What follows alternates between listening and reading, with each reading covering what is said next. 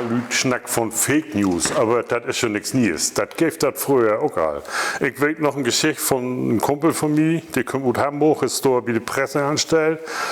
Ja, und der bräuchte noch mal eine Geschichte für Regionales. Und dann ist er nach Niedersachsen ringeführt und wird also beten auf Land und hätte dann irgendwo so einen drögen Typen auf der Bank sitzen sehen und dann hat er gedacht, dann fragst du mal, wie die Kartoffeln die Jahr wart.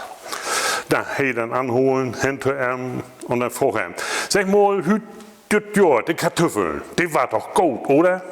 Nee, sagt der andere dann, das war ein ganz schlechtes Jahr für Kartoffeln. Ja, ich habe aber ganz was anderes gehört, mein Kumpel dann. Ne? Nee, sagt der andere, das, ja. Na, also die Geschichte wohl dann ähnlich nichts waren, aber hey, hätte sich gedacht, ach, was, ich vorher der Trüg schrieb eine Geschichte ab und ich will, dass die Kartoffeln das Jahr gut waren und dann schrieb ich das doch mal so ab. Dann hat er abgeschrieben, das Jahr war ein gutes Kartoffeljahr, das wurde in der Zeitung dann auch grinset und bröch und wie das der Dübel so will, der Typ, der der froh hat, der hat das auch gelesen. Ja, ein paar Tage später, da käme der Wetter lang und da seht der Typ Wetter auf der Bank und hey, dann Wetter hin.